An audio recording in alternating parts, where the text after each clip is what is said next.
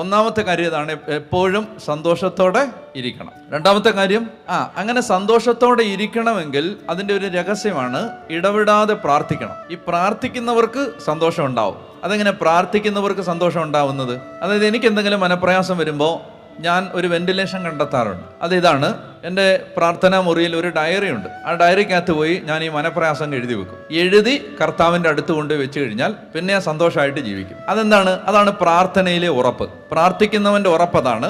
ഇത് ദൈവത്തെ ഏൽപ്പിച്ച് കഴിഞ്ഞു, അതാണ് പ്രാർത്ഥന. എന്താണ് പ്രാർത്ഥന? ഒരു വിഷയം ദൈവത്തിന്റെ കയ്യിൽ കൊടുക്കുന്നതിന്റെ പേരാണ് പ്രാർത്ഥന. പ്രാർത്ഥനയുടെ ഒരർത്ഥം അതാണ്. പ്രാർത്ഥനയുടെ പ്രാഥമിക അർത്ഥം അതാണ്. അപ്പോൾ ദൈവത്തിന്റെ കാൽച്ചുവട്ടിലേക്ക് നിങ്ങളുടെ സമസ്ത നീറുന്ന പ്രശ്നങ്ങളെയും എടുത്തു വെക്കുന്ന പരിപാടിയുടെ പേരാണ് പ്രാർത്ഥന. അപ്പോൾ ഒരാൾ അത് എടുത്തു കൊടുത്തു കഴിഞ്ഞാൽ നമ്മളെടുത്ത് കൊടുത്തു കഴിഞ്ഞു. ഇനി കർത്താവ് അതിനകത്ത് ഇടപെട്ടോളും. ദൈവത്തിനൊരു തീരുമാനം ഉണ്ടാവും. ദൈവത്തിൽ നമുക്കുള്ള ഉറപ്പതാണ്.